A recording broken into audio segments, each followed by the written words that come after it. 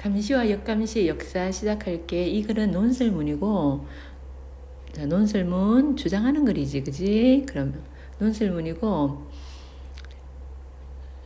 여기는 비판적 읽기야. 그러면 비판적 읽기가 뭔지부터 살펴봐야겠지, 그지? 잠깐 앞으로 넘겨가지고 비판적 읽기가 뭔지 한번 보자. 자, 비판적 읽기는 논리적이고 합리적인 사고를 바탕으로 글이 타당한지, 공정한지, 적절한지 이런 걸 평가하며 읽는 거야. 그러면 자, 비판적 읽기의 방법 봐봐. 글의 내용이나 관점이 타당한지, 공정한지 평가하라 그랬지. 그러면 타당한 게 뭘까요? 타당성은 어떻게 평가할까요? 옆에 잠깐 봐. 배경직시 플러스 해가지고 타당성 평가 있지, 그지? 글의 내용이 보편적 이치나 건전한 상식에 비추어 어긋나지 않는 것. 우리가 보통 생각하는 그 상식에서 벗어나는지 아닌지를 보는 게 타당성이야. 그리고 주장 근거가 논술문이니까 당연히 있을 거 아니야, 그지? 그게 객관적 사실에 입각했는지. 객관적 사실이 뭐야? 뭐 이런 거야. 뭐 우엉차 먹으러 보면 머리에 빠진대 이러면 누가 그랬어? 그러면 우리 엄마가. 이러면 이게 객관적이진 않잖아, 그지? 그런 걸 뭐 어떻게 객관적이려면 어떻게 해요? 뭐 통계나 수치나 이런 게 나와야겠지, 그지? 뭐 유명한 연구소에서 연구를 실험을 하였더니만 이렇더라 이런 게 나와야 되겠지, 그지? 그런 걸 입각해서 보는 게 타당성의 평가야. 그리고 공정성은, 그러면 공정성은 뭘까? 한쪽으로 치우쳐지지 않았는지 보는 거야. 자, 이 감시와 역감시 나오잖아, 그지? 페노티콘, 내가 전자 페노티콘이 나오는데 여기는 부정적인 면만 너무 이 글은 너무 부정적인 면만 얘기한 것 같아. 이러면 공정하지 못하지, 그지? 뭐 긍정적인 면이 있을 수도 있는데 부정적인 쪽만 너무 하면 공정하지 못하니까 그걸 우리가 그냥 무조건 받아들이는 게 아니고 무슨 읽기? 비판적 읽기지, 그지? 비판적으로 받아들여야 된다는 거고. 그래, 그 밑에 뭐 균형 있게. 자, 균형 있게 다루고 있는지 평가하면서 읽어야 되는 거야. 그러면 자, 비판적 읽기 방법 두 번째 보자.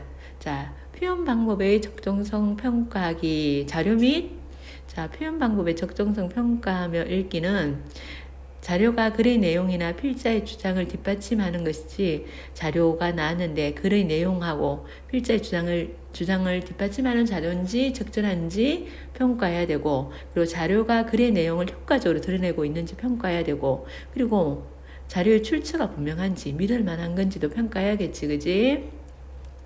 그리고 자, 필자의 숨겨진 의도나 글에 내재된 사회 문화적 이념을 분석하고 이것도 평가하면서 읽어야 되는데, 글에 숨겨진 필자의 의도가 타당한지 그것도 타당한지 평가해 봐야 되고, 글에 내재된 사회 문화적 이념이 보편적인 가치에 비추어 적절한 판단인지도 평가해 봐야 되는데, 자, 밑에 예가 하나 나왔는데 이게 저출산 문제에 관한 예야. 그러면 현대 우리 사회의 가장 큰 문제 중 하나는 저출산 현상이다 하고, 통계청 자료에 의하면 하고 옆에 통계청 자료가 하나 나와 있어. 자, 인구 동향 집계가 시작된 2000년 이후 출산율이 매년 심각한 하락세에 있다 했는데 2000년 이후라고 그랬어. 그러면 2000년부터 해가지고, 그럼 2000년부터 쫙 해가지고 쭉 연도가 지나면서 출산율이 내려가는 걸 봐야 되는데, 옆에 자료 봐봐. 2016년 거야. 2016년 한 해 월별로 되어 있잖아. 그러면 이 자료는 적절하니 안 하니? 적절하지 않지, 그지? 그러면 이 자료는 우리가 자, 자료 자체가 타당하지 않지. 우리가 자료가 글의 내용과 필자의 주장에 뒷받침하는 건지 평가해야 되지, 그지? 그런데 요거는 자료 자체가 자, 밑에 봐봐. 한편 제시된 그래프의 적절성을 판단해 볼 수 있는데, 어떻다고요? 적절하지 않다는 소리지. 적정성을 판단해 볼 수 있는데, 제시된 그래프는요, 한 해의 정보만 제시하고 있어. 2000년 이후 출산율 하락세를 보여주기는 적절하지 않다. 이 글에 출산이나 결혼이 어렵게 만드는 사회에 대한 필자 인식이 내재되어 있음을 분석하고 평가하며 읽도록 해야 한다 해가지고, 이 자료는 적절한 자료가 아닙니다. 이런 걸 읽으면서, 글을 읽으면서 자료라든지 글의 내용이라든지 이런 것들이 적절한지 아닌지, 타당한지 안 한지를 평가하면서 읽는 게 비판적 읽기고. 그러면 이제 우리 감시와 역감시의 역사, 이 자료를 우리가 평가하면서 한번 읽어봅시다. 배속을 하지 말고요. 자, 정상 속도로 하고요. 천천히.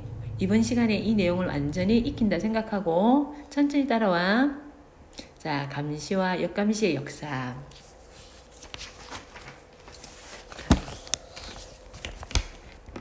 감시는 소수가 다수를 감시하는 거야. 감시하고 이게 이제 뭐 얘를 교도관이 뭘 재수를 소수의 교도관이 다수의 재수를 감시하고 다시 이걸 확장시켜 가지고 권력자가 다수의 대중을 감시하고 요런 건데 역감시는 뭘까? 역감시는 거꾸로지. 다수가 많은 대중이 다수가 소수를 감시하고 다시 말하면 재수가 교도관을 감시할 수는 없으니까 시민이 밑에 거 요걸 갖다 이렇게 대조해 보면 자 시민들이 거꾸로 권력자를 감시하는 거지 그지. 그래서 이거 뭐 이런 감시를 시민운동을 통해 자 견제해 보는 거야. 요 내용이고요. 페놉티콘이 나오는데 이 페놉티콘은 그리스어로 모두를 뜻하는 펜과 본다를 뜻하는 옵티콘이 합성돼 가지고 모두를 지켜본다 이런 뜻이야. 한 명의 교도관이 수백 명의 재수를 감시할 수 있는 효과적인 방법이 없을까 하고 맨 처음 부분에 뭐가 제시됐니? 화제가 제시됐다고. 화제 뭐 얘기할 거 주로 얘기거리인 화제가 제시되어 있고 자 18세기 말엽이래. 18세기 말엽. 자 요게 이제 페놉티콘 제한 시기야. 페놉티콘 제한 시기고 자 영국의 공리주의 철학자 누가 제너미 벤담이라는 사람이 벤담이라는 사람 최대 다수의 최대 행복 이런 거 니네 윤서 시간 이런 데 들어봤지 그지. 도덕 시간에 들어봤을 거야. 제러미 벤담은 이 문제를 골똘히 생각하고 있었다. 당시 미국이 당시에 18세기 말엽에 미국이 독립하면서 중벌을 받은 제수들을 더 이상 미국에 보낼 수 없게 되자 교도소의 문제는 영국의 국가적 관심사로 부상했다. 미국이 그러면 영국에서 우리가 미루어 짐작해보면 영국에서 제수들을 미국으로 보내서 수용했구나. 근데 이제 미국이 독립하면서 더 이상 영국이 미국으로 제수를 보낼 수 없구나. 그래서 제수들이 많아가지고 어떻게 감시할까? 이게 문제가 됐구나. 그지? 그 얘기지, 그지? 그럼 여기는 뭐야? 페놉티콘을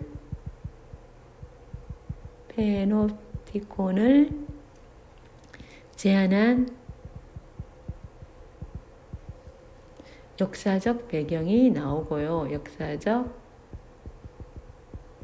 배경이 미국이 독립하게 되면서 영국이 제수를 어떻게 해야 될지 몰라가 시작되었구나.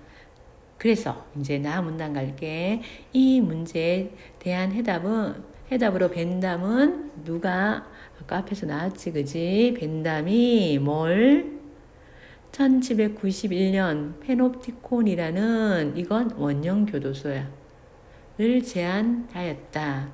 자, 페놉티콘은 여기서부터 페놉티콘의 구조가 나오는데 한번 볼게. 자, 가운데가 비어있는 동심원 모양이래. 가운데가 이렇게 있으면 동심원 모양 이렇게 되었고 자, 동심원 모양에다가 하고 바깥쪽에 둥그런 건물에는 제수를 가두는 방들이 있고 이게 바깥쪽 여기는 이제 제수를 가두는 이렇게 방들이 이렇게 있는 거야. 자, 방들이 이렇게 제수를 가두는 방들이 이렇게 바깥쪽에 동그라미 돼버렸네.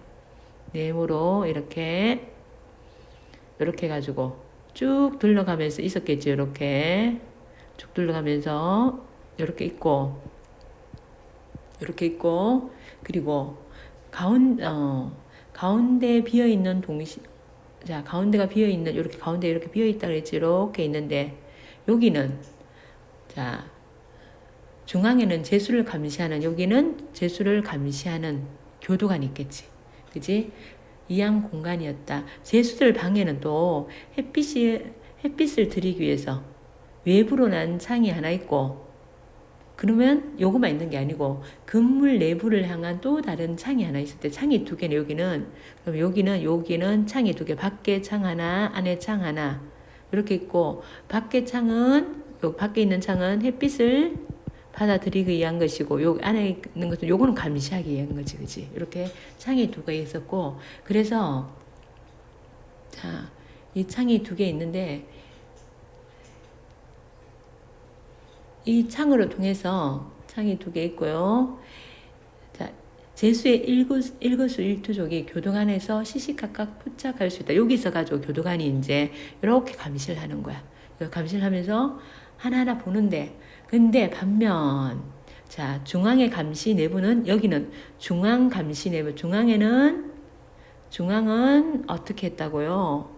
항상 어둡게 했어요. 어둡게 유지하여. 재수는 교도관 자신을 감시하고 있다는, 재수는 교도관이 감시하고 있다는 사실도 몰라요. 그냥 교도관의 존재도 알 수 없어요. 교도관의 존재도 알 수 없었어. 반담에 따르면 페노티콘에 갇힌 재수는 보이지 않는 곳에서 항상 자신을 감시하고 있을 교도관의 시선을 의식해서 스스로를 감시하게 했대요.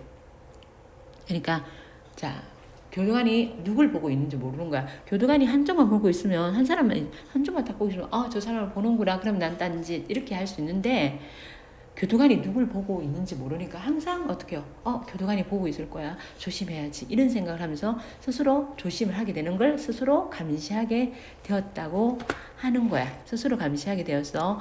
그러나 자, 여기까지가 이제 여기서부터 여기까지가 자, 구조가 나왔지. 그리고 감시의 구조가 나왔고요. 그리고 감시의 원리가 나왔지, 그치? 감시의 원리가 어떻게 되는지 나왔고요, 그죠? 그러나 이거는 사슬 교도소야. 사슬 교도소고요. 자, 이게 페노티콘은 사슬 교도소에서 하는 거야. 이면서 자, 재수의 노동에 의존하는 공장형 교도소인 페노티콘은, 이거는 당시 영국의 개혁 세력 일부가 주최하는 영국은 공공 교도소에서 격리식 교도소와 체제와 맞지 않아서 결국 중요한 거 선택받지 못했다는 거야. 그러면 이거 벤담이 제시한 이 페노티콘 교도소는 사슬 교도소에서 사용하는 거구나. 그리고 이 사슬 교도소는 재수의 노동에 의존해서 이게 운영되었구나. 이렇게 알 수 있지, 그지? 그리고 선택받지 못했다. 여기까지는. 여기서 여기까지는요, 벤담의 제안을 수용하지 못한 이유야. 벤담의 제안이 수용되지 못한 이유가, 이거는 공공교도소에서 맞지 않았기 때문이다. 자, 본론 1 들어갈게요. 여기까지가 처음 부분, 서론이야, 서론 부분이고, 이거 글의 종류 뭐라 그랬니? 논술문이지. 논술문은 서론, 본론, 결론으로 이루어져 있지, 그지? 여기가 서론 부분이고. 다 갈게. 벤담의 페노티콘은 우리에게 그다지 낯설지 않대. 너 낯설지 않니? 처음 들어보지 않니? 낯설지 않다. 왜 이 글쓴이는 낯설지 않다고 그럴까? 국내에서도 번역된 미셀 푸코의 감시와 처벌에서 소개되었대요. 니네 미셀 쿠포의 감시와 처벌이라는 책 읽어봤니? 안 읽어봤지? 그치? 그러면 낯설겠네, 그치? 그런데 푸코에게 있어서 페노티콘은 벤담이 상상했던 사슬 교도소의 의미를 뛰어넘는 것이래. 그러면 이 사슬 교도소의 교도소의 의미를 뛰어넘는다는 것은 더 확장되었다는 소리네. 그지? 그것은 새로운 근대적 감시 원리가 체화된 건축물이었고, 군중의 한 명의 권력자를 우러러보는 스펙트클의 사회에서 한 명의 권력자가, 자, 군중이 한 명의 권력자를 우러보는 것은 스펙트클의 사회래요. 그리고 한 명의 권력자가 다수를 감시하는 이 사회는 무슨 규율사회로 변하는 상징이래요. 그러면, 자, 이게 누구야? 푸코가 얘기한 게, 이때까지는 군중이 한 명의 권력자를 우르르 봤는데, 지금 이제는 한 명의 권력자가 다수를 감시하는 규율 사회로 변화를 했대요. 그리고 그 변화를 추동하는 것이었다. 이렇게 해가지고, 자, 이걸 갖다가 미셀 푸코라는 사람이 이 사슬교도소 페노티콘의 의미를 확장해주고 있다는 걸 얘기해주는 거야. 여기에 체화된, 이런 거, 감시 원리가 체화된, 그런 반영된 이런 식으로 바꿔볼 수 있겠지, 그지? 자, 이는 또 개인에 대한 근대 권력의 통제가 육체적인 형별에서, 이때까지는 육체적인 형별에서 산업자본주의 인간형에 적합한 영혼의 규율로 바뀌어감을 보여주는 것이었다. 그러면, 자, 밑에까지 읽을게. 페노티코는 모세관 같은 권력이 사회 구석구석에 스며들어 우리를 통제한다는 푸코 철학의 정수를 잘 보여주는 덧없이 좋은 신뢰였다. 자, 권력이 모세관 같은 권력, 이게 뭘까요? 우리 구석구석에 감시가 들어오는 거다는 거야. 우리를 통제한대요. 그러니까 사회가 어떻게 변했다고요? 다시 한번 볼까요? 사회가요, 푸코가 말하는 건 스펙트클한 사회가 규율 사회로 변했다는 거고, 육체적 형별이 영혼의 규율로 변했다는 거고, 그리고 모세관 같은 권력이 우리 구석구석에 들어와가지고 우리를 통제한다는 것이고, 그지? 자, 지금 사회가 그렇다는 거야. 지금 그런 거 같지, 그지? 니네들 어떻게 해요? 니네들 이치 추적돼 있다든지, 엄마가 너 어디 있는지 알지? 핸드폰에 이치 추적돼 있으면, 그지? 이런 것들이 엄마가 권력이잖아. 니네는 감시하는 거잖아, 그지? 감시하는 거고, CCTV 이런 것들, 그지? CCTV 요즘 또 그거 자동차의 블랙박스라든지 이런 것들 다 우리를 감시하는 거잖아, 그지? 자, 그 다음 읽을게. 감시는 은밀하고 알 수 없게 이루어진 반면, 자, 지금의 감시는요, 은밀하죠? 자, 은밀하고 알 수 없게 이루어진 반면, 처벌은 확실하고 효과적으로 수행되었고, 자, 통제와 권력은 비대칭적인 시선을 가능케 한 건축 구조로 체화된, 반영된, 이런 뜻이라 했지? 반영된 것이다. 자, 교도소가 공장, 학교, 군대, 막사, 병원과 비슷하고 이것들이 다시 교도소와 닮았다는 것이 놀라운 사실일까? 자, 놀라운 사실이 아니라는 거야. 이렇게 우리는 감시받고 있다는 거야. 그러면 여기에 비대칭적인 시선을 가능케 한 건축, 이게 무슨 말일까? 비대칭적이라는 거. 한쪽에서만 볼 수 있다는 거야. 한쪽에서만. 이거 뭐야? 여기 교도관만 재수를 감시하고 재수는 교도관을 못 보지, 그지? 한쪽에서만 볼 수 있는 것을 우리는 비대칭적인 시선이라 그런다. 지금이 그렇다는 거야. 지금이 우리가 CCTV 감시라든지 이런 거 다 CCTV 우리가 지켜보고 그걸 한쪽에서만 볼 수 있다는 거야. 자, 놀라운 사실일까 하고 사실이 아니다는 걸 얘기할 거야, 아마. 자, 비슷하다는 거야. 놀라운 사실이 아니다는 거야. 라는, 자, 푸코의 논평에서 보듯이 우리 사회가 거대한 페노티콘, 즉 교도소와 별반 다르지 않다는 것. 요게 이제 푸코의 주장이야. 요게 우리가 지금, 자, 우리 사회는요, 어떤 사회라고요? 거대한 페노티콘이고 교도소와 별반 다르지 않다는 거야. 자, 본론이 가볼게. 푸코의 감시와 처벌은 인문학적 범주를 넘어, 자, 인문학적인 여기에서 이걸 넘었었대요. 넘어서가지고 지식인 일반과, 그리고, 자, 지식인 일반, 그리고 대중에게까지 큰 영향을 미쳤다. 푸코의 영향력은 그가 페노티콘을 벤담이라는 개인의 실패화된 일화에 국한하지 않고, 왜 개인의 실패화된 일화라 그럴까요? 지금 이거 자 이렇게 설계했는데 선택 받았니 못 받았니? 영국은 영국 공공교도소에는 맞지가 않아가지고 선택받지 못했기 때문이지. 선택받지 못했기 때문에 개인의 실패한 일화에 국한하지 않고, 이는 근대 규율의 미시 구조를 잘 드러내는 전형적인 사례로 독창적으로 해석했대요. 독창적으로 해석했다. 자, 규율 권력은 어떤 것이에요? 야, 한 명이, 여기는 뭐 한 명이 여러 명을 감시하는 거지. 한 명의 권력자가, 자, 한 명의 권력자가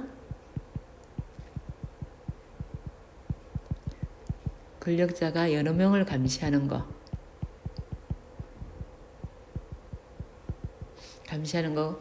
이게, 자, 벤담의 페노티콘이 요걸 잘 보여주고 있다는 거야. 해석했다는데 긴 했지만 그의 영향력이 큰 데에는 또 다른 이유가 있었다. 그것은 페노티콘을 통한 감시가 정보혁명 시대의 전자감시와 흡사하다는 인식이었다. 자, 이 페노티콘을 통한 감시가요, 이제 뭐야? 이제 정보혁명 시대잖아, 그지? 정보혁명 시대의 전자감시와 비슷하다는 거야. 1970년대 중반 이후 다양한 감시와 통제 방법이 컴퓨터 데이터베이스, 폐로 텔레비전, CCTV지, 신용카드와 같은 전자결제나 인터넷을 통한 소비자 정보 수집이라는 형태로 널리 사용되었고, 이게 이제, 자, 전자 페노티콘의 예가 뭐 있니? 자, 컴퓨터 데이터베이스, 그리고 폐로 CCTV, 그리고 신용카드, 전자결제, 인터넷을 통해서 우리가 이제 소비하잖아, 그지? 그러면 그게 다 이제 축적되는 거야. 요게 이제 전자감시 예니까, 자, 설명 방법은 예시로 통해서 설명했지. 사람들은 정부나 기업이 개인의 신상 정보를 수집하고 사생활을 침해하는 것에 대해 민감해졌다. 잠자고 있건 깨어있건 일하건 쉬건 욕실에 있건 침대에 있건 감시당한다는 조지 오웰의 암울한 1984년에 등장하는 빅브라더의 이미지는 봐도 정보사회가 가져온 전자 페노티콘과 똑같은 것으로 간주되었다. 야, 요거는 지금 봐봐. 잠자고 있건 깨어있건 일하건 쉬건 욕실에 있건 침대에 있건 요거 조지 오웰의 1984년이라는 책에 나오는 거야. 책에 나오는 거니까 이거 지금 인용했지. 인용해가지고 여기에 빅브라더가 나오거든. 빅브라더. 아주 힘든 사람이 감시를 하는 거야. 이거는 지금의 완이 권력자야. 권력자. 그리고 뭐 사회 통제 수단, 이게 되는 거야. 자, 이 단락에서는 푸코의 감시와 처벌이요, 이제 이게 일반 대중에게 영향을 미쳤고, 자, 푸코가 근대 규율 권력을 갖다가 이게 전형적인 사례로 이걸 보여줬다는데, 그 넘어가지고 지금 정보화 시대지, 그치? 정보화 시대에 우리가 전자감시를 뭘로, CCTV라든지 신용카드, 전자결제라든지 우리 인터넷 쇼핑하는 거, 이런 걸로 통해서 우리가 감시를 받고 있다는 거야. 권력자에서 감시를 받고 있다는 거야. 그게 이제 조지 오웰이 1984년이라는 책을 통해서 했던 말과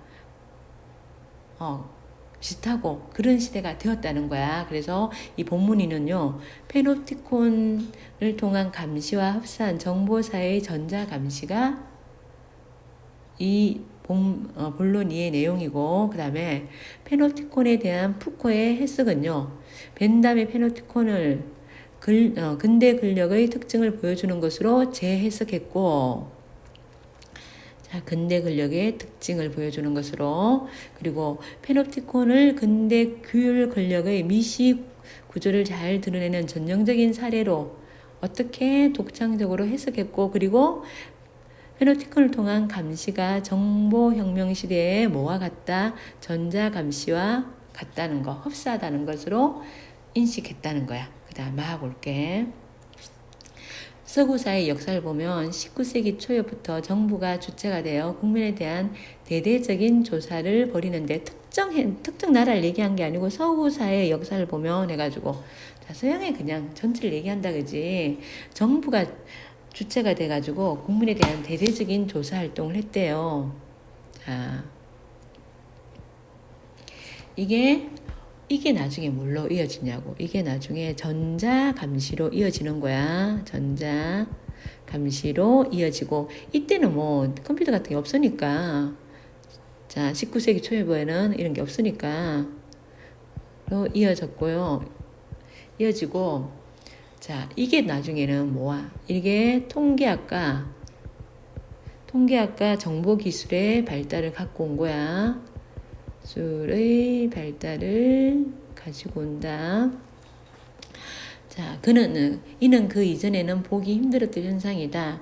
어때, 우리도 5년 만인가 인구 실태 조사하잖아, 그지? 그러면 그때 나이, 가족 수, 가구, 인구는 물론이고, 수입, 주거 환경, 범죄 기록, 자급 환경, 질병 등에 대한 광범위한 조사가 이루어지면서 이걸 갖다가 이렇게 조사를 내가지고 이걸 뭘로? 숫자로 치환합니다.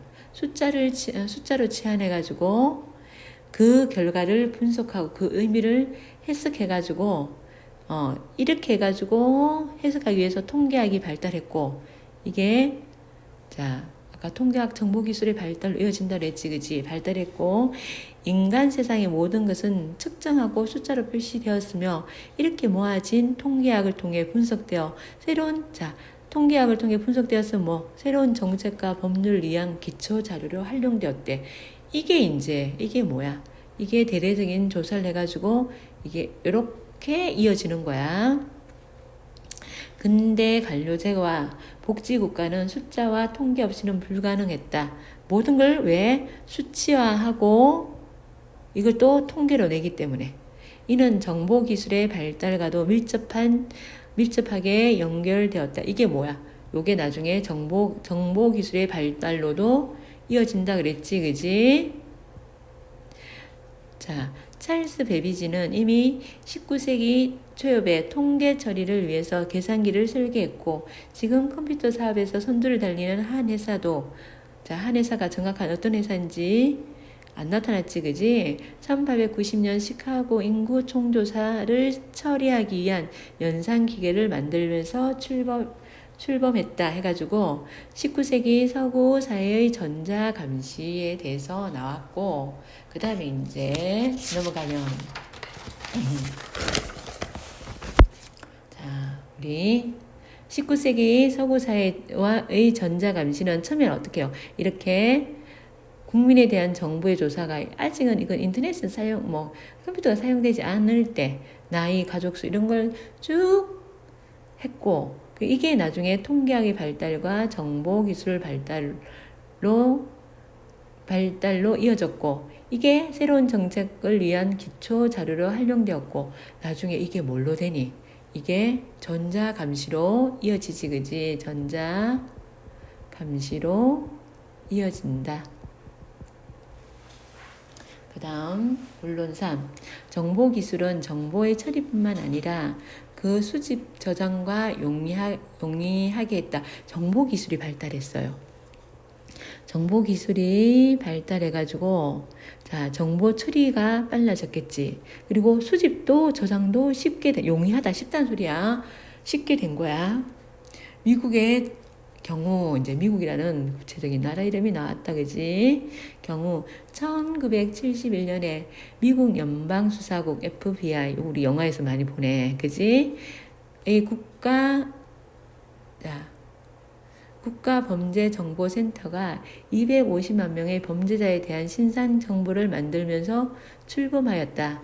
자, 여기서 범죄자에 대한 신상 정보를 만들었대요. 이게 이제 데이터 감시사에 대해 데이터 감시 사례 첫 번째고, 지금은 수천만 명에 대한 신상 정보를 축적하고 있다. 이 데이터베이스의 초기 목적은 보수과 같은 초기의 목적은요. 요거 초기 목적은 뭐였냐면, 자, 사법적인 절차를 용이하게 하기 위해서 처음에 한 거야. 자, 사법적인 절차를 쉽게 하기 위해서 처음에는 했는데, 지금은 사람을 고용하거나 자격증을 줄 때, 가글을 조회할 때 사용하는 거야. 그래서 어떻게 해요? 옛날에는 우리 범죄자를 위해서 사용한 건데, 이제는 일반 대중을 위해서 뭐로 이어졌다고?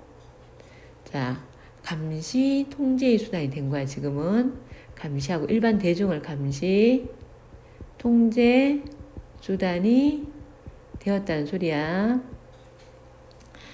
자, 또 인터넷이, 자, 요 인터넷이요. 자, 데이터 감시 사례의 두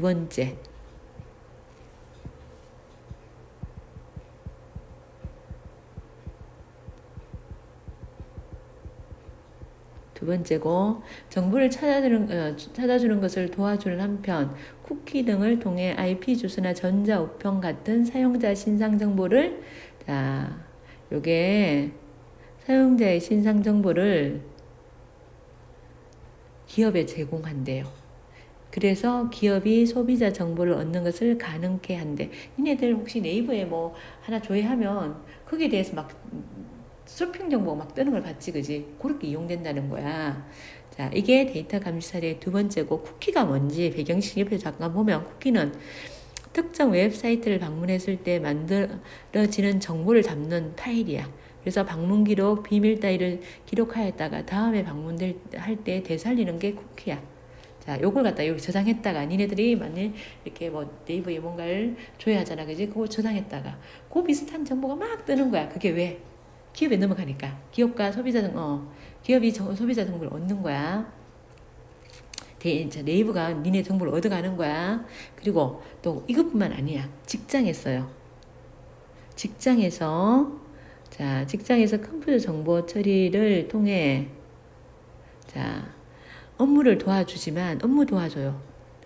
그리고 동시에 작업자의 업무 시간과 작업 진행 과정, 심지어 그의 행동까지 낱낱이 기록해서 상관에게 전달한대요. 그러니까 엄청 컴퓨터 작업하면 엄청 편리하고 좋지만은, 니네가 그 회사원들이 얼마나 일을 하고 있는지 그걸 갖다가 또 감시해서 상관하게 보고하는 역할을 하는 거야. 이게 데이터 감시 사례의 세 번째야. 데이터 감시 사례 세 번째. 컴퓨터 데이터베이스는 이게 그런 거 어떻게 해요? 도와주기도 하면서 한편 감시도 하는 거지. 요런 걸 갖다가 우리 양날의 칼 이렇게 얘기하지. 도움도 되고, 그리고 요걸 양날의 칼은 이로운 면도 있고 해로운 면도 있다는 얘기지, 그지? 요걸 또 한자로 하면, 사자성어로 하면 양인지금 이렇게 얘기한다. 양인지금. 자, 1995년 한국에서 추진되었다가 여론의 반대에 부딪혀 무산된 전자주민카드에는 원래 주민등록증, 주민등록 등본, 초본, 인감, 지문, 운전면허증, 의료보험증, 국민연금 등 7개 증명 41개 항목이 통합되어 포함될 예정이었다. 그런데 이제 여론의 반대로 안 되었다는 거지. 그래서 자, 밑에 봐봐. 정보기술의 발달로 정보 수집과 저장이 용이해졌다는 걸 얘기하면서 이게 뭘로 이어졌다는 거야? 데이터 감시로 이어졌다는 거지. 자, 감시는 데이터베이스에만 국한되지 않는다. 그 외에 이제 다른 게 사례를 얘기하면 뭐지? 예시를 사용했다 그러지. 폐로 텔레비전과 같은 전자기기를 통한 감시, 전자지문, 홍채, 얼굴 모양, 정맥 등 생체 인식을 통한 감시. 자, 전자기기를 통한 감시가 있고, 그리고 또 생체 인식을 통한 감시가 있고, 인공위성과 연결된 위치 확인 시스템이 있고, 휴대전화를 통한 위치 추적도 있고, 기업에서 여기까지는요. 여기까지는 자, 감시 기술에 따른 분류야. 여기까지는 이렇게 해가지고 요 관료는 감시 기술에 따른 분류이고, 그 다음에 기업에서의 소비자 정보 수집. 여기서 정보 수집, 국가기관에 의한 감시. 요게 이제 기업에 의한 그리고 국가기관에 의한 감시, 그리고 사설기관에 의한 감시. 요거는 뭐야? 요까지는 자, 감시 주체에 따른 분류. 감시 주체에 따른 분류고, 감시가 우리 주변에 널려 있다. 밑에 정보기술의 발전과 감시는요. 정보기술의 발달이 가져온 변화는 정보 처리와 수집이 용이가 쉽게 할 수 있게 된 거지, 그지? 정보사회에서 활용되는 감시 방법은 요런 것들은 요런 것들은 기술에 따른 분류지. 자, 위에는 요거는 기술에 따른 분류고, 여기는 감시 주체에 따른 분류고, 그지? 그 다음 가자. 이러한 새로운 감시는 전자 페노티콘이라고 명명했다. 새로운 감시를 이렇게 정보 기술에 의한 감시를 뭐라고? 전자 페노티콘이라고 이름을 붙였대요. 페노티콘에서는 시선이, 우리 이제 페노티콘 처음에 벤다이만한 페노티콘은 시선이 규율과 통제의 기제라면, 전자 페노티콘에서는 정보가 규율과 통제의 기제로 작용한다. 자, 요거는 차이점이지. 차이점이니까 대조가 되겠지, 그지? 대조. 자, 일단 이 둘은 불확실성이란 공통점을 얘기한 비교, 불확실성이라는 공통점. 자, 불확실성이 뭘까요? 누가 감시하는지 모른다는 거야. 자, 이거는 감시자가요.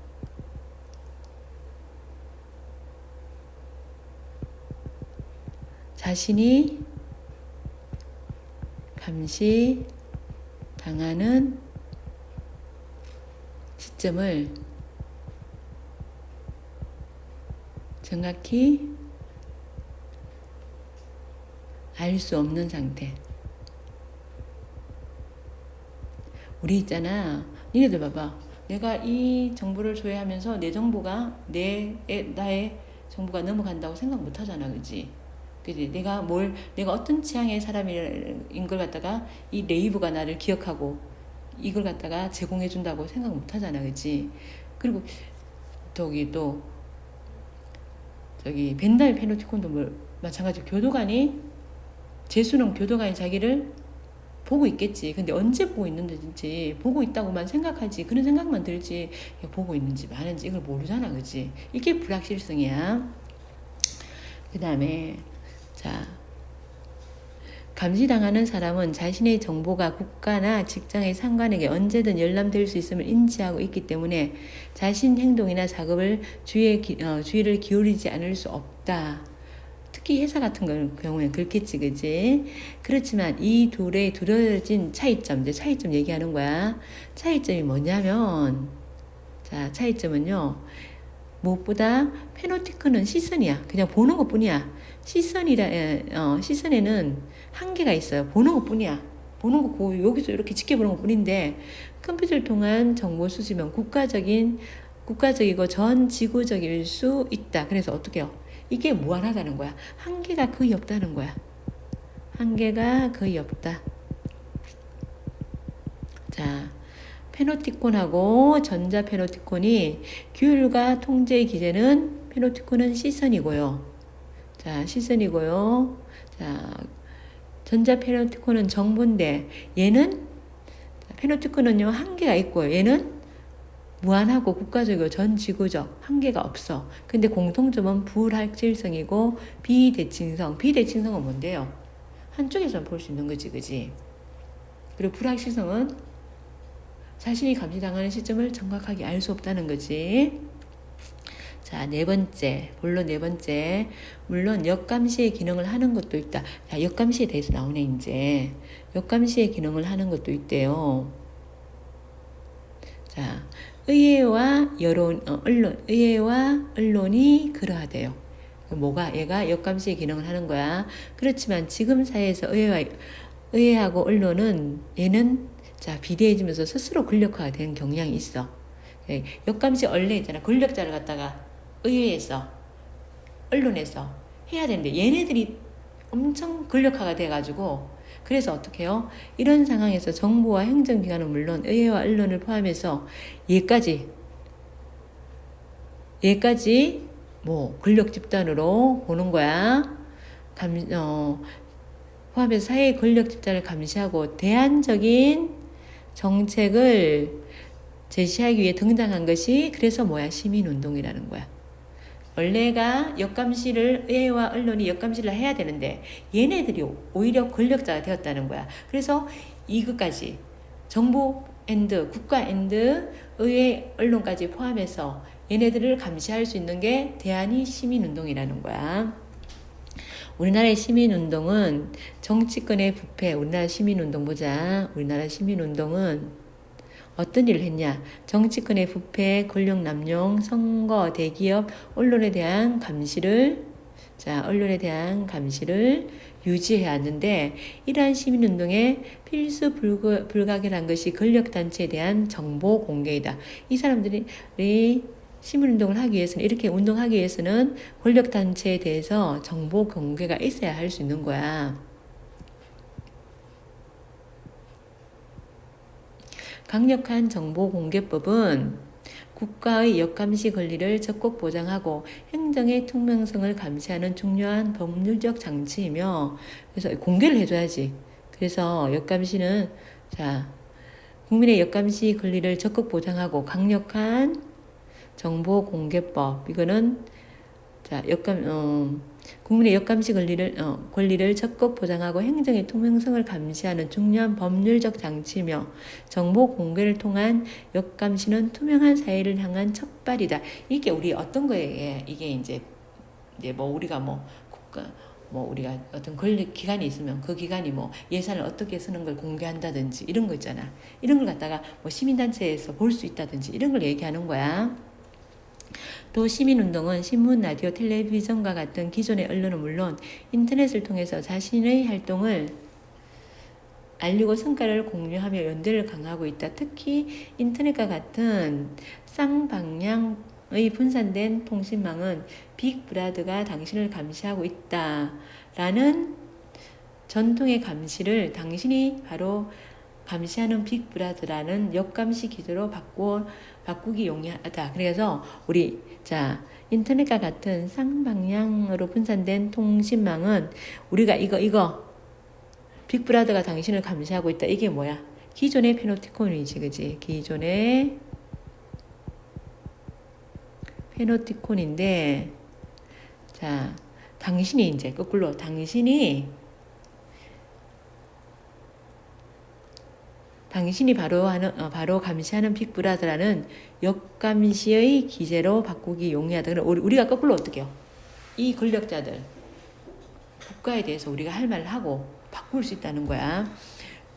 국민신문고는 인터넷을 이용해서 시민운동의 힘을 강화한 대표적인 예이고요. 우리에게 이미 친숙한 신문고를 인터넷상에 부활시켜서 시민들이 스스로 문제를 제기하고 부패를 고발하는 매체로 적극 이용하고 있다. 권력자를 통제할 수 있는 수단이 되었다는 거야. 그래서 역감시의 권리를 보장하는 시민운동의 역할. 우리 이거 비판적 일으키지. 그럼 비판적 일으키 어떻게 비판해 볼 수 있어? 그러면 시민운동이 항상 이런 긍정적인 기능만 있을까? 시민운동이 또 언론이나 의회처럼 권력자가 된 건 아닐까? 이렇게 우리가 거꾸로 비판해서 읽어볼 수도 있겠지. 그리고 그런 예를 찾아볼 수도 있겠지, 그지? 그 다음 뒤로 넘겨가지고 자, 정리 보면 자, 시민운동의 역감시인데 자, 정부와 행정기관은 물론 정부, 행정기관 그리고 의회와 언론은 원래 자, 역감시하는 기관이었는데 얘가 권력화되었지, 그치? 이런 사회 집단을 감시하고 대안 정책을 제시하기 위해서 시민운동이 생겨났다는 거야. 그래서 정보단체에 대한 정보 공개를 통한 얘네들 정보 공개하라. 그래가지고 거꾸로 역감시를 한다는 거야. 자, 그 다음에 우리 여기에 앞에서 잠깐 넘어가가지고 이게 여기에 선생님 정리 하나 안 하고 간 것 같다. 자, 권력 집단 감시하는 거. 요게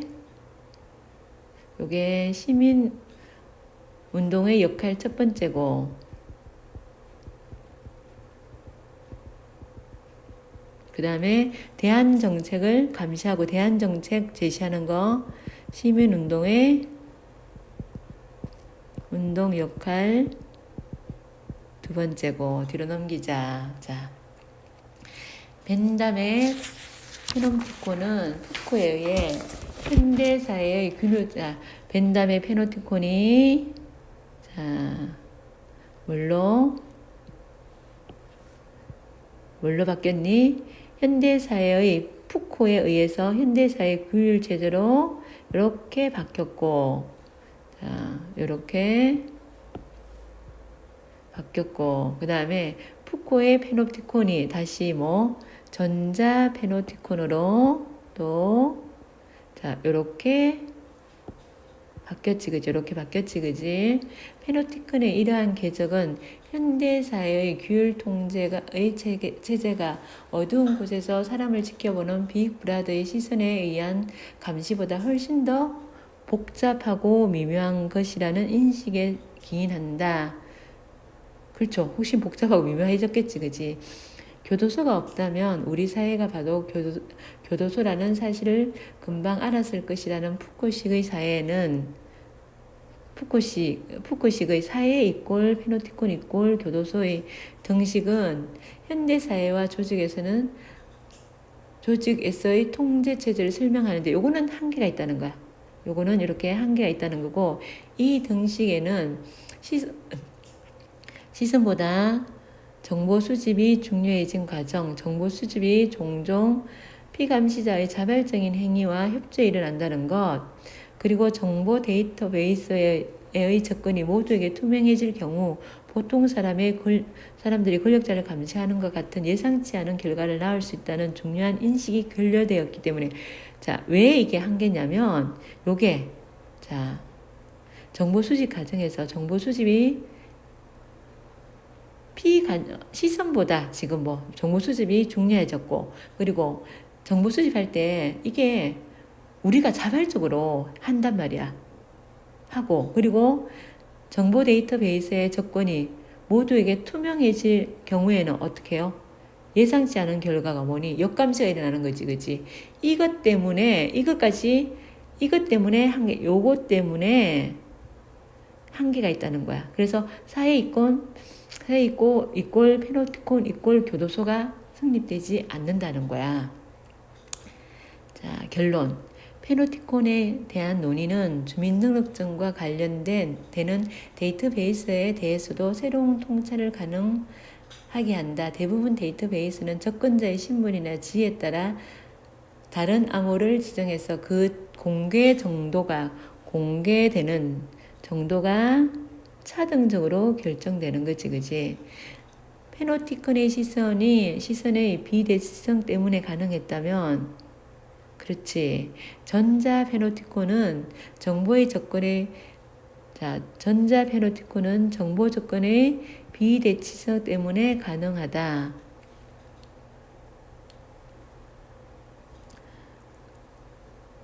따라서 이를 방지할 수 있는 최선의 방법은 정보를 누가 이제 볼 수 있냐. 그에 따라서 이제 감시가 가능한 거지, 그지? 그래서 이걸 방지하기 위해서는 어떻게 해야 된다고? 방지하기 위해서는 과다한 수집 자체를 금하거나 과다한 수집 자체를 금해래요. 혹은 이미 수집된 정보 데이터베이스의 경우 그것에 대한 접근 권한을 다양한 방법을 통해서 평등하게 하래요. 접근 권한을 평등하게 하래요. 자, 그래서 이게 뭐야? 평등하게 접근 권한에 대해서 평등하게 하라는 게 이게 다시 말하면 비대치성이 뭔데 한쪽에만 쓰면 볼 수 있는 거지, 그지? 성을 방지하는 거지, 그지? 나는 접근할 수 없는 정보에 권력을 가진 어떤 자는 접근할 수 있다면 그럼 우리는 감시당하는 거지. 그것은 어느 순간 나를 올가매는 페노티콘으로 내게 다가올 수 있기 때문이다. 그래서 전자 페노티콘 시대의 개인정보 보호에 대한 관심과 고민이 필요하다는 걸 얘기해주고 있고요. 전자 페노티콘을 방지하기 위한 필자의 방안은요. 비대칭성으로 인해서 전자 페노티콘 권력자가 우리를 감시하는 게 가능했으니까 그걸 방지하기 위해서 과다한 수집하지 마라. 그리고 수집된 정보 데이터베이스의 경우 그것을 접근하는 권한을 갖다가 평등하게 하라. 그게 해결 방안이야. 여기까지 본론까지 다 했고요. 우리가 이제 옆에 교과서 날개를 잠깐 보고 가면 우리 67쪽에 교과서 날개 없고요.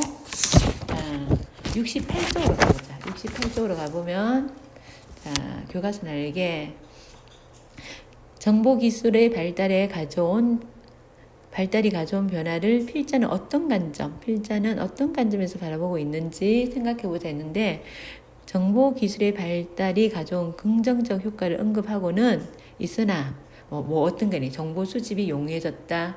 수집과 저장이 수집과 긍정은요. 수집과 저장이 쉽게 됐다. 용이했다는 거. 이게 근데 대부분은 뭐야?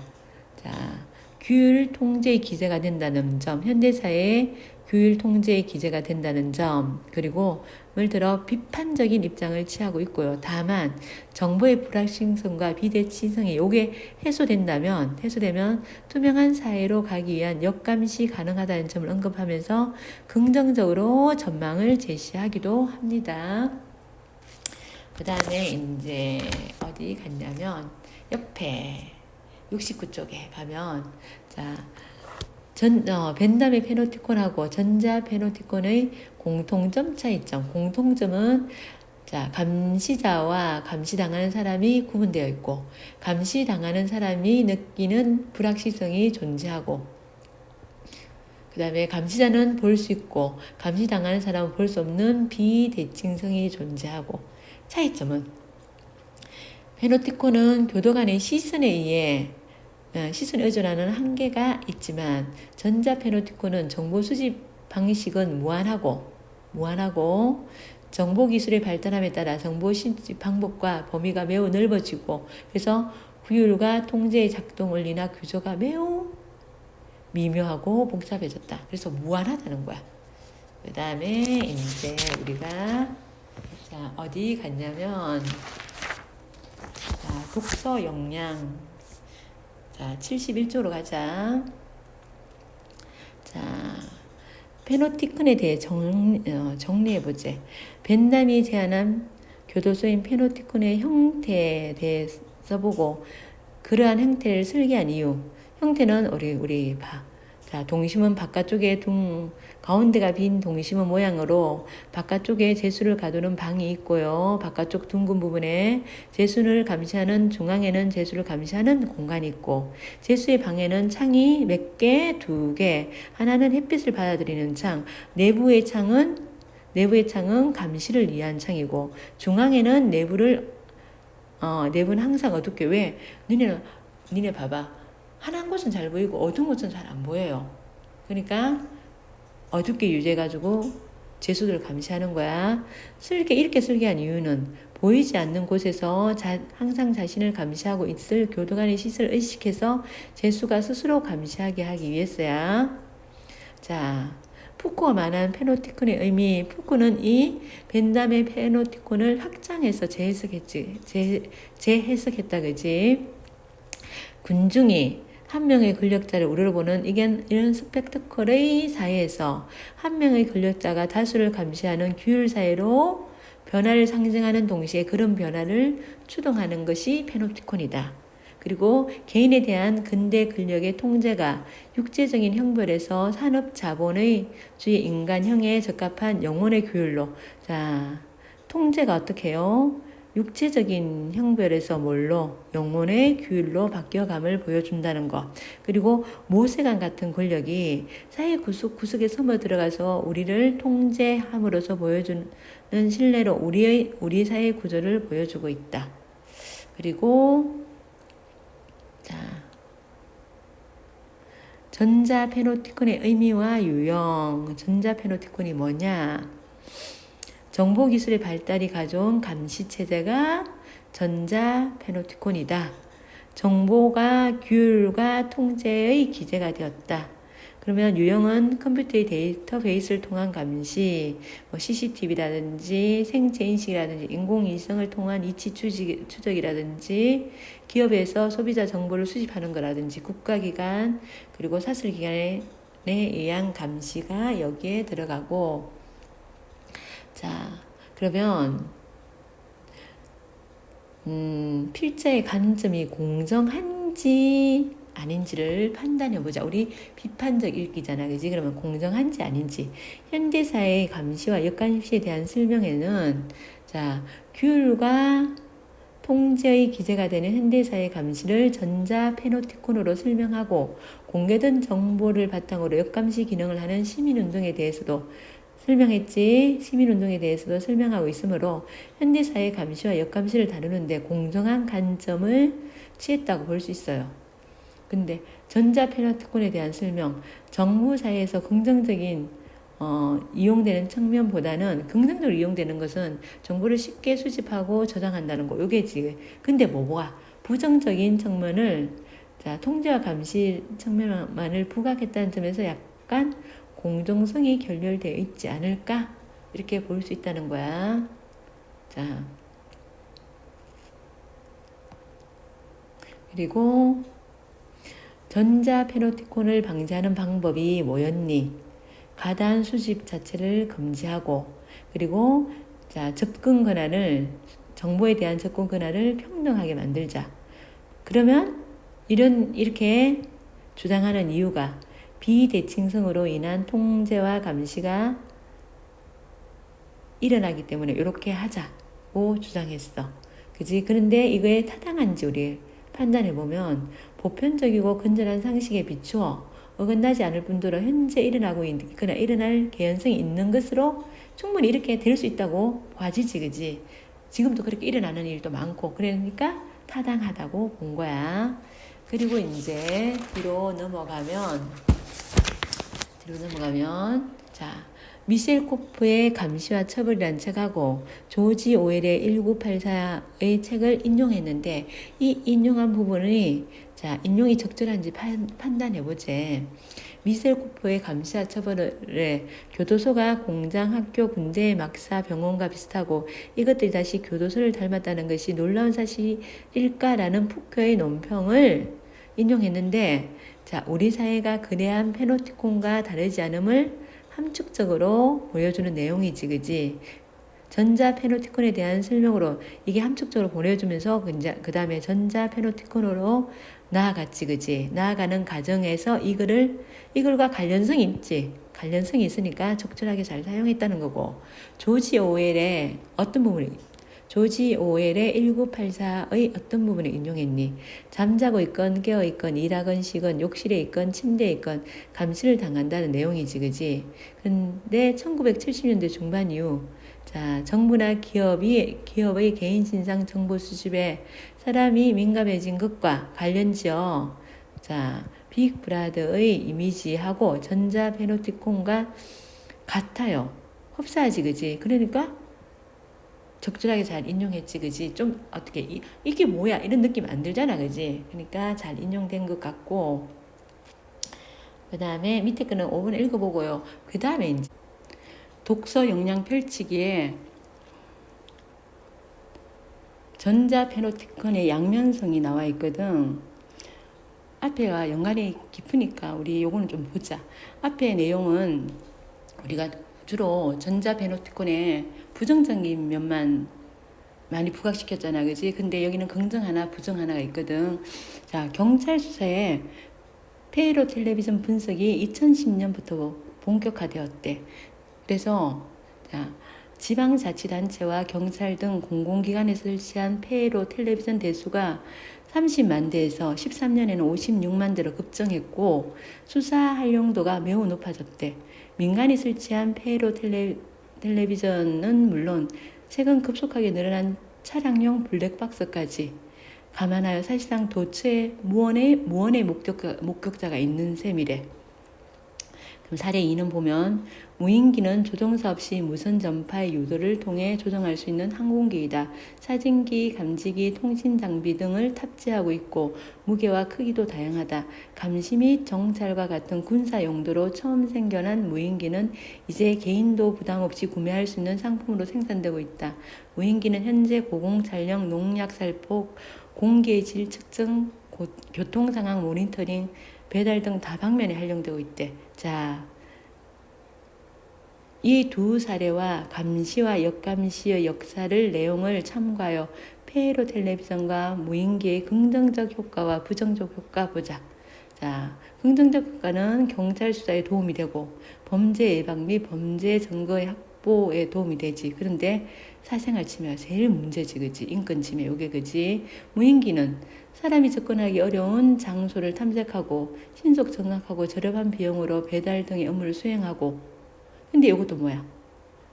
사생활 침해지. 그리고 이 무인기 드론 이거는 뭐야? 사고 위험도 높은 거야. 그래서 우리 긍정적인 면만 보지 말고, 부정적인 면만 보지 말고 긍정적인 면도 같이 보고 요걸 최소화할 수 있는 방안이지. 그걸 생각해 봐야겠지, 그지? 그럼 최소화할 수 있는 방안은 이런 게 있으니까 한번 생각해 보고요. 다시 어디로 갔냐면 저 앞으로 가자, 우리. 핵심 정리인데 65쪽으로 가자. 자, 65쪽으로 가가지고 65쪽으로 갈게요. 자, 논술문이라 그랬지, 그지? 제재는 페노티콘하고 전자 페노티콘이고요. 자, 페노티콘과 전자 페노티콘의 감시의 역사를 살펴보고 있었지, 그지? 그리고 현대사회는 정보기술의 발달 통해 다양한 유형의 감시 장치가 등장했고 그리고 이런 감시를 당하고 있는데 이게 시민운동이 거꾸로 역감시를 하고 있지, 그지? 이러한 전자 페노티콘 시대에는 결국 뭐가 정보가 중요하고 이를 어떻게 관리하고 보호할 것인가가 관심이고 이게 또 고민해 봐야 할 문제점이지. 주제는 현대사의 전자 페노티콘은 다양한 유형으로 대중을 감시하지만 거꾸로 역감시도 가능하게 한다는 거고. 자, 서론 부분에는 벤담의 페노티콘이 왜 고안되었는지 그 제한이 나와 있고 벤담의 페노티콘 제한이 나와 있고 이걸 갖다가 미셀 푸코가 근대적 감시 원리로 재해석했고 현대사회는 정보기술의 발달로 전 지구적인 감시가 가능한 전자 페노티콘 사회이고 시민운동이 거꾸로 역감시를 하는 그런 사회이다. 결론 그래서 어떻게 자 전자 페노티콘 시대에는 개인정보 보호에 대한 관심과 고민이 필요하다는 걸 얘기하고 있고요. 자, 페노티콘의 구조, 효과, 이거 구조는 뒤에서도 여러 번 했으니까 다시 한번 더 보시고요. 그리고 자, 페노티콘의 개념의 변천이야. 처음에는 벤담의 페노티콘은 감시 구조, 교도소에서 사용하는 거지, 그치? 재수 감시 구조로 교도소에서 사용한 거면 푸코의 해석은 요게 이제 근대적 감시 원리가 체화된 건물이고, 자, 군 중 한 명이 권력자를 우러러보는 스펙트클의 사회에서 규율 사회로 변화를 상징해주는 것이고, 그리고 개인에 대한 권력 통제가 육체적인 형벌에서 산업자본주의의 인간형에 적합한 육체적인 형벌에서 인간 영혼의 규율로 바뀌어갔음을 보여주는 것이고, 그리고 권력이 모세관 같은 권력이 우리 구석구석에 파고들어서 우리를 통제하고 감시한다는 구조로 바뀌었다고 누가 푸코가 이렇게 해석했고, 이게 이제 전자 페노티콘으로 이어지지, 그지? 뭐가 정보가 규율과 통제의 기제가 된 새로운 유형의 감시가 이루어졌다. 공통점은 뭐야? 페노티콘하고 전자 페노티콘의 공통점은 감시자하고 감시당한 사람이 구분되어 있고, 그리고 불확실성이 존재하고, 감시자는 볼 수 있고 감시당한 사람은 볼 수 없는 비대칭성이 존재하고.